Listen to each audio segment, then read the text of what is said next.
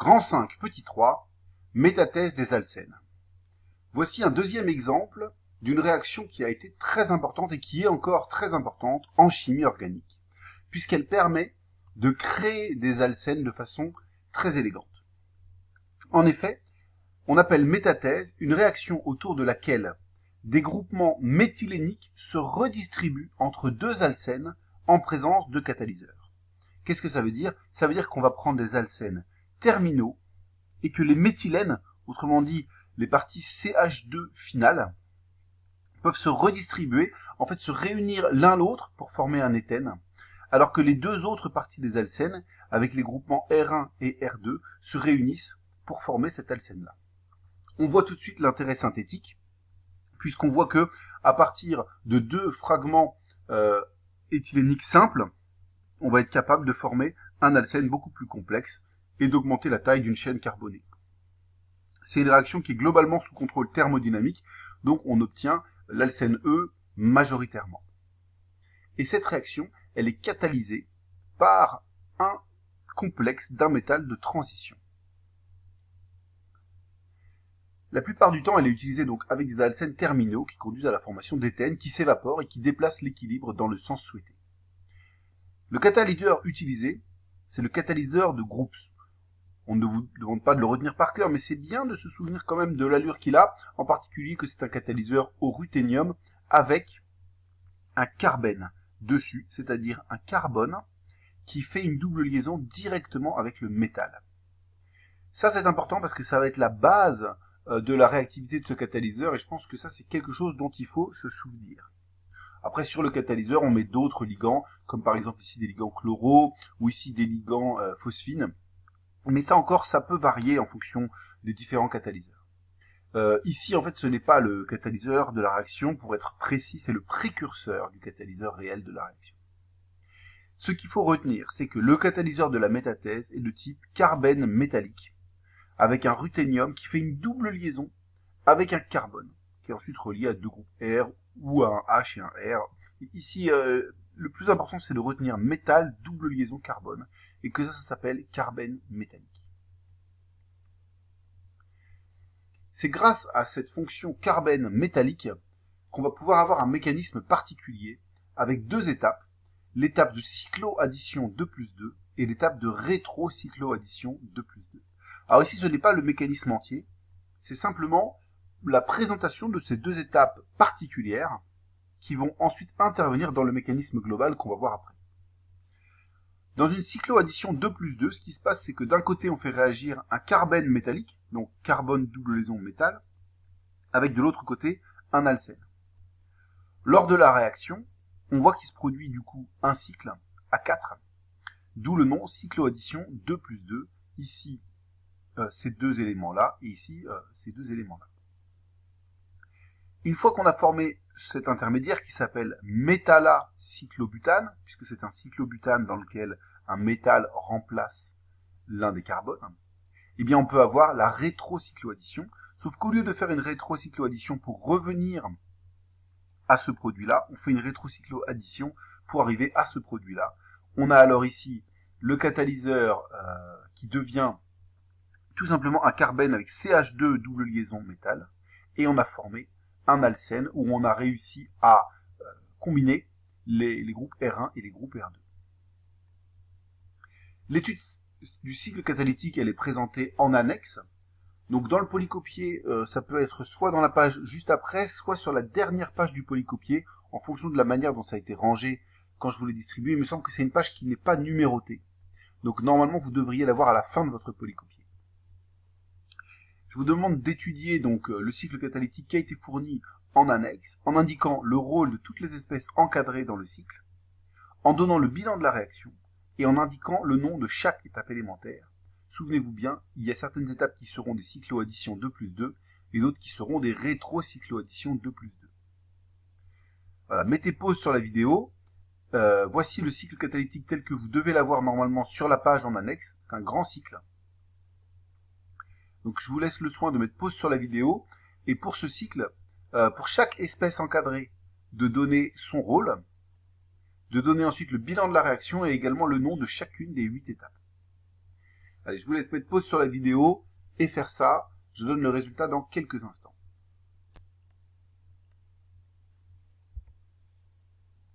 Et voici le résultat. Donc la première espèce encadrée, c'est celle-ci, c'est le précurseur du catalyseur et non pas le catalyseur lui-même. On voit que par plusieurs étapes, il peut donner ensuite ce composé-là. Alors ce composé-là, on pourrait dire que c'est le catalyseur, mais il n'est pas encadré, on ne vous demande pas son rôle. Celui qui est encadré, c'est celui d'en bas ici, et qu'on peut considérer également comme le catalyseur. Évidemment, chaque espèce peut d'une certaine façon être considérée comme le catalyseur dans le cycle, puisqu'à chaque fois elle est consommée puis régénérée. Mais je crois que l'espèce la plus élégante pour être le catalyseur ici, c'est ce très simple carbène métallique, ici avec simplement CH2 double liaison ruthénium. Parmi les autres espèces encadrées, si on suit dans l'ordre du cycle, on a ici un réactif, puisqu'il rentre dans le cycle. Ici un produit qu'on voit sortir du cycle. Ici un autre réactif qu'on voit entrer dans le cycle. Et ici un autre produit qu'on voit sortir du cycle. Nommons maintenant chacune des étapes. On va commencer par le catalyseur. La première réaction qui se produit ici quand ce réactif vient se complexer au catalyseur, donc c'est une simple complexation, suivie ensuite d'une cycloaddition 2+2 pour faire ici un intermédiaire métalla-cyclobutane. On voit ensuite que le cycle ici qui est formé se réouvre, on a donc une rétrocycloaddition 2+2, et puis une dissociation, ce qui va former l'un des produits qui est l'éthène. On voit que, en gros, quand on passe du catalyseur jusqu'à ce composé-là, on a remplacé le carbène, qui était un carbène avec CH2 double liaison ruthénium, par maintenant un carbène CR1R1 double liaison ruthénium. Et puis ensuite, la deuxième partie du cycle, elle a exactement les mêmes étapes que la première partie. On va avoir complexation, suivie de cycloaddition, puis rétrocycloaddition, et enfin dissociation. Lorsqu'on fait la dissociation ici, on voit qu'on obtient un produit dans lequel on a réussi à condenser les deux groupes R1 ici et les deux groupes R2 pour former cet alcène final là.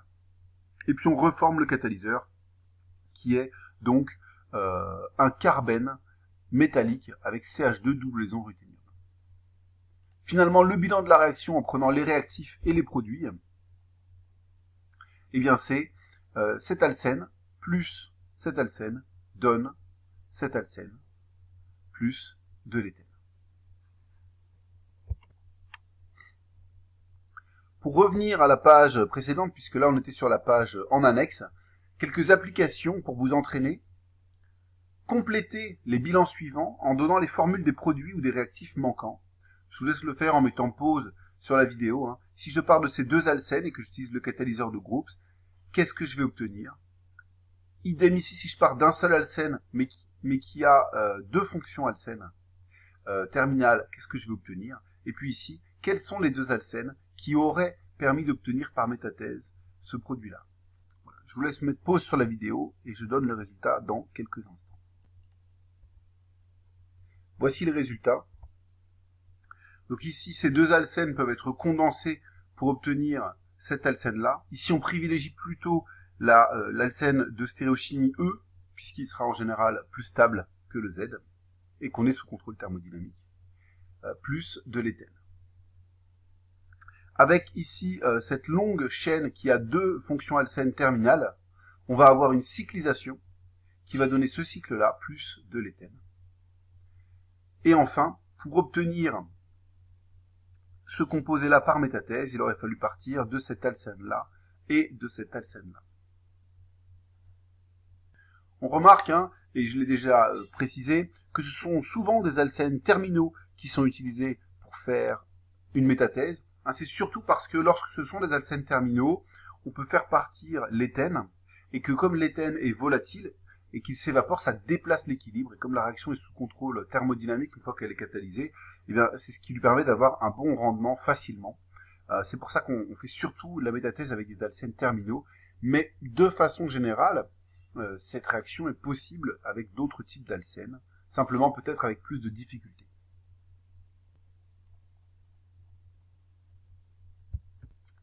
Grand 5.4, autres exemples de cycles catalytiques industriels. Ici, c'est à la fois de la culture générale pour que vous voyez d'autres cycles, mais aussi de l'exercice, c'est-à-dire que pour chacun des cycles, on va s'entraîner à calculer les nombres d'électrons, les nombres d'oxydation, à identifier les étapes. Donc voilà, donc ce sont des applications qui vont ressembler un peu aux exercices qu'on peut trouver dans les ouvrages ou dans les concours. Ici par exemple, le procédé OXO, un procédé donc inventé en 1938 par Otto Rölln, qui permet donc, qui s'appelle aussi l'hydroformylation, et qui permet de synthétiser des aldéhydes à partir d'alcènes. Donc évidemment extrêmement utile pour faire des molécules simples à partir des alcènes que l'on récupère du pétrole. Ici, le catalyseur, ici on a un précurseur de catalyseur qui permet ensuite d'obtenir ce catalyseur-là, et on voit qu'on a plusieurs étapes qui forment un cycle catalytique assez classique avec des réactifs, des produits. Pour vous entraîner donc ici, à chaque étape du cycle, calculez le nombre d'électrons dans chaque complexe, le nombre d'oxydation du métal dans chaque complexe, puis nommer l'étape.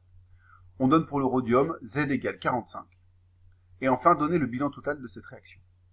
Je vous laisse mettre pause sur la vidéo et le faire par vous-même pour vous entraîner, et je donne le résultat dans quelques instants.